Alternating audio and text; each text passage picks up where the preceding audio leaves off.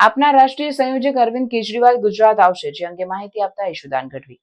23 જુલાઈના રોજ ખેડૂત પશુપાલક મહાપંચાયતમાં હાજરી આપશે.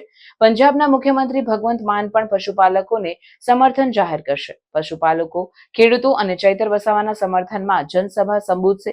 મોડાસા ખાતે ખેડૂત પશુપાલક મહાપંચાયતમાં ન્યાય માટે અવાજ ઉઠાવશે. 24 જુલાઈના રોજ ડેડિયાપાડા ખાતે ચૈતર વસાવા મુદ્દે મોરચો માંડશે, જે અંગે માહિતી આપતા ઈશુદાન ગઢવી. આ ભાવફેર જે ગયા વર્ષે 19% આપ્યું હતું એ જ 19%ની માંગ હતી. ડેરીએ ન આપ્યું.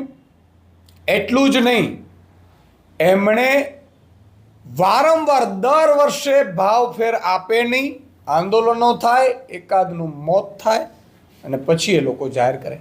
અમે માંગ કરીએ છીએ આગામી 2 દિવસની અંદર આ જાહેરાત કરી દેવામાં આવે.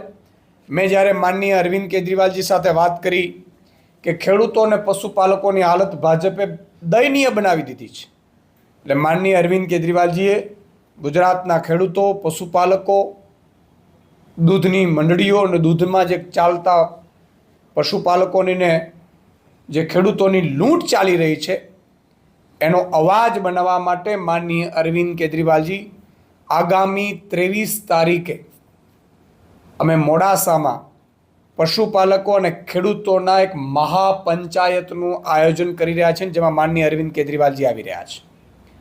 અરવિંદ કેજરીવાલજી સતત ચિંતા કરી રહ્યા છે ગુજરાતના ખેડૂતોની, ગુજરાતના પશુપાલકોની, ગુજરાતના નાગરિકોની, ગુજરાતના મધ્યમ વર્ગની, ગુજરાતના ગરીબો, વંચિતો, શોષિતોની.